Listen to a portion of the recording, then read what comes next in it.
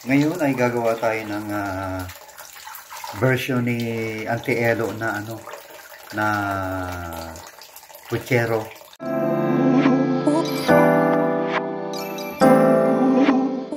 So meron tayo nga rito paa ng baboy. So hugasan muna natin kasi pakukuluin natin 'to eh. Gaano katagal pakukuluin 'to? 40 minutes. Pakuluin na natin. So lagyan ng tubig, lagyan ng asin. Kunting asin lang kasi mamaya titimplahan uli yan eh.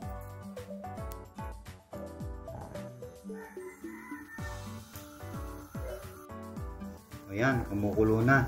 So yan, tanggalin natin yung mga anik-anik. Mga impurities. So ngayon, ang gagawin natin ay palalambutin natin siya ng mga 45 minutes, no? Mas maganda, no? 40? Patang dali lumambot eh. 40 to 45 minutes. Kaya lang natin siya dyan.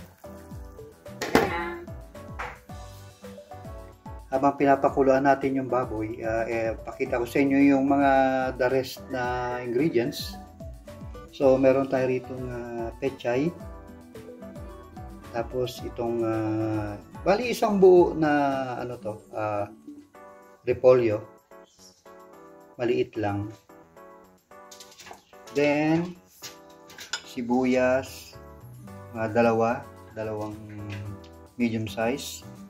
Tapos saging. Ito saging limang piraso to. Of course, meron din tayong bay leaf, mga 4 lang. Tapos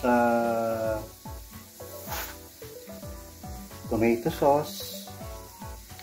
Kailangan lagyan natin ng tomato sauce yan.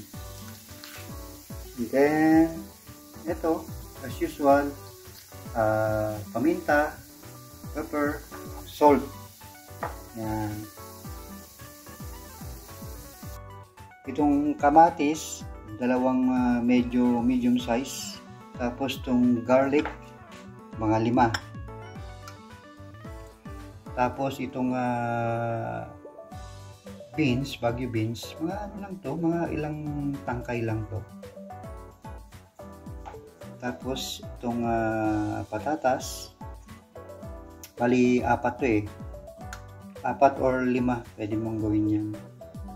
Putulin mo lang ito ng ano lang, coarsely lang. Mga 4 na piraso sa isang piraso, bali putulin mo siya ng 4.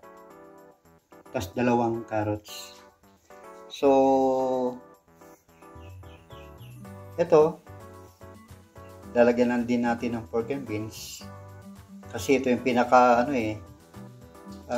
distinctive na ingredients to ng puchero. Lalagyan din natin ng patis mamaya. Okay, ito nga pala, bali 1 kilo itong baboy na to. Yung pato So, yun, medyo malambot na yung baboy. So, ngayon piprito muna natin yung mga patatas, carrots, tsaka saging. So, ngayon, unahin natin iprito. Pagsabay na natin yung patatas tsaka carrots.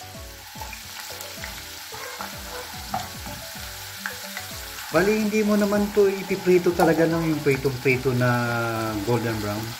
Basta may makita ka na ng konting caramelization, yung medyo nagba-brown-brown ng konti, pwede na yun. Check na natin. Yan, pwede na yan.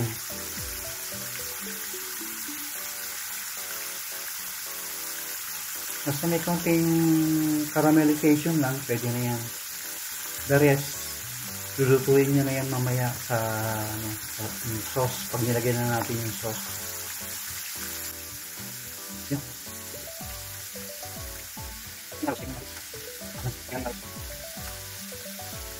Yan. Yan, pwede na. Hanguin.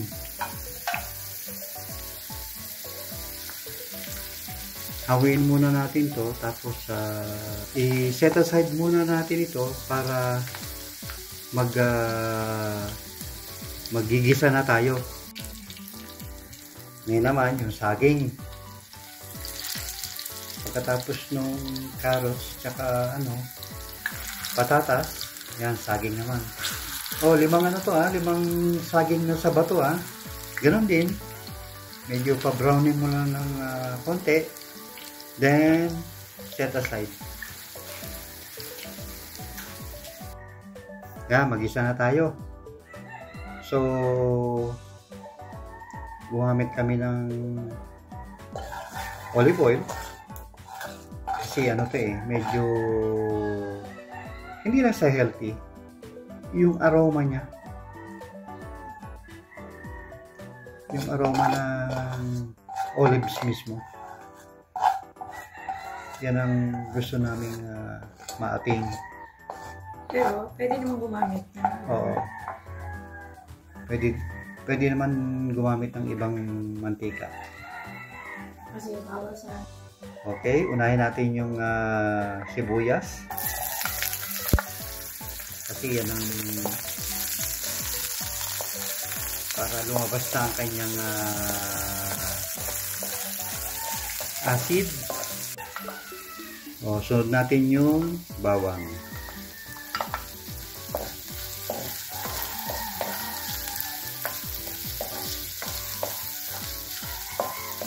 Sunod na natin ang kamatis.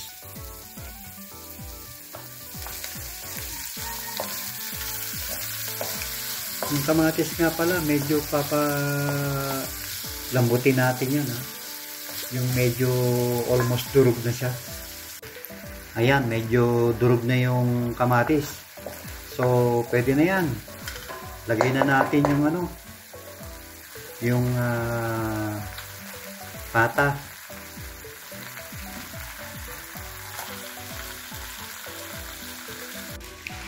Yan, halu-haluin para mabalot yung yung lasa niya, Lagyan natin ng paminta. Yan. Masarap talaga yung yung crush na paminta. Hindi yung lasa. Then, lagyan na ng patis.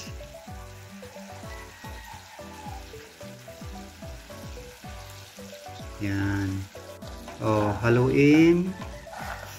Then, ilalagay na natin yung tomato sauce.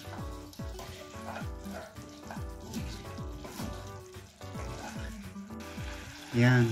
Pali itong tomato sauce na nilagay namin, yung yung maliit lang.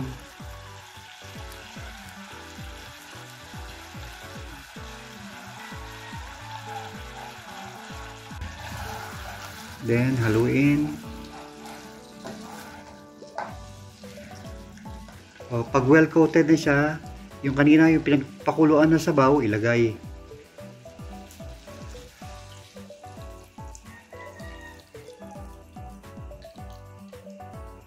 Lagyan na natin ng konting tubig. Kasi magpapakulo pa tayo ng lulutuin pa natin yung mga gulay. Okay na yan. Yan. Then, ilagay na natin yung ilagay na natin yung green beans. Okay, green beans.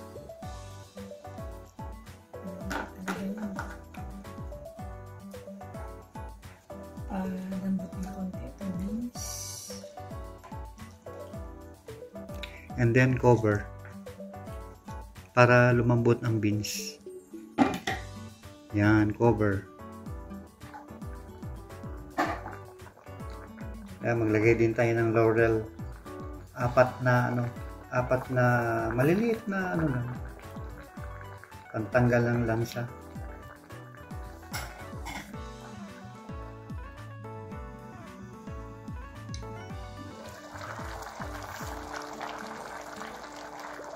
Yan, malambot na yung beans. Yung green beans, malambot na. So, isunod na natin yung pork and beans.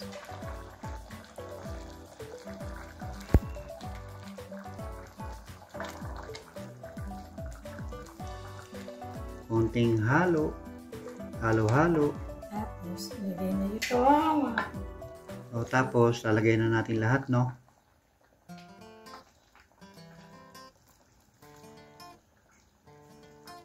Lagay na lahat yung mga gulay kanina na yan.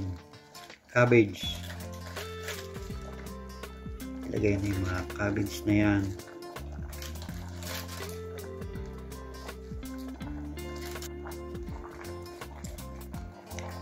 Then, pechay. Pagkatapos yan, takpan na.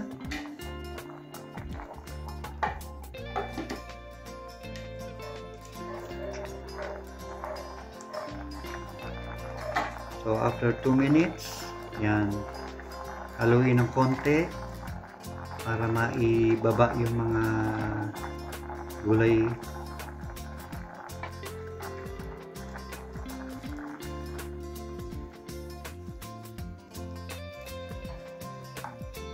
Pag medyo hindi pa kayo kontento sa sabaw, dagdagan.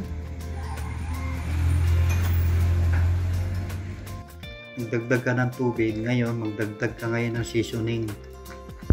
Yan, lagyan ng konting patis. Patis lang po ang nilalagay natin, ha. Nasa inyo kung gusto yung asin.